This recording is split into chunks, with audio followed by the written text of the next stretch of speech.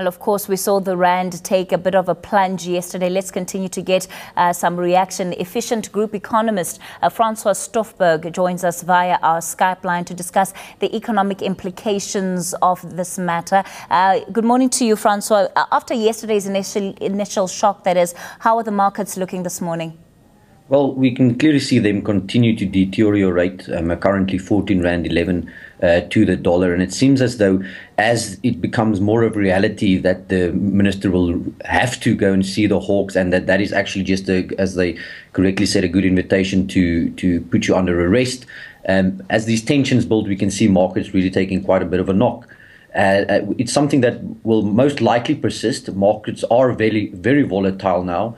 I believe that the good breath of fresh wind that we saw in emerging markets that helped South Africa over the last while might have been only temporarily, and can very easily be shaken up by news like this, and then we can see the rand plummet back to the levels that we had in December with Nene's firing.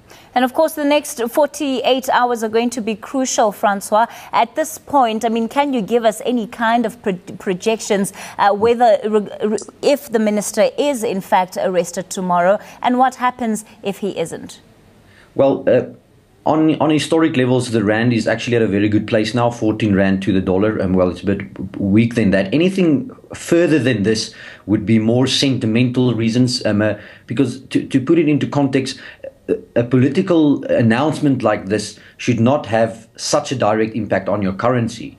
It's very strange. It's something new to South Africa, but it came from a lot of short-term wrong decisions and a lot of short-term wrong implementations that brought us to this point. The final drop being firing Nene in December, and the markets just said that they had enough.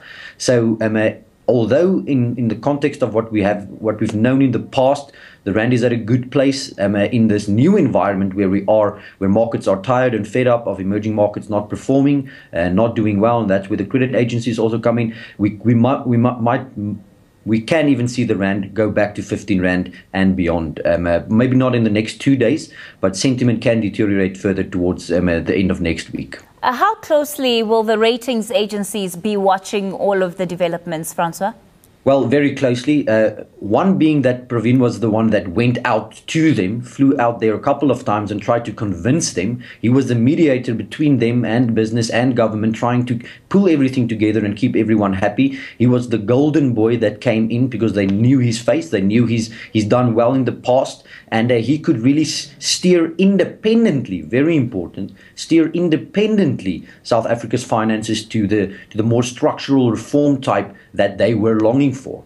Now it begs the question, as you also correctly said, state capture comes to mind.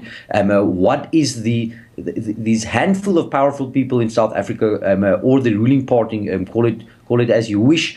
What are their plans? Are they really taking everything and centralizing everything to themselves? Because if that is the case and the institutions come into play, and the question regarding the independency of our institutions come into play, then the impact becomes quite dearly, and they will have no decision but to downgrade us most likely at the end of the year.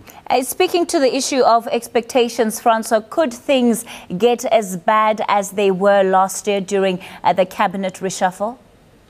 Well, I doubt it can get that worse, simply being it came out of the blue. We just heard Nene was not there, cabinet reshuffle. This has been coming quite some time. Yes, it is a bit unexpected to markets, but I think a couple of individuals were already expecting something more or less, or markets were expecting something like this from South Africa. So it's not completely new.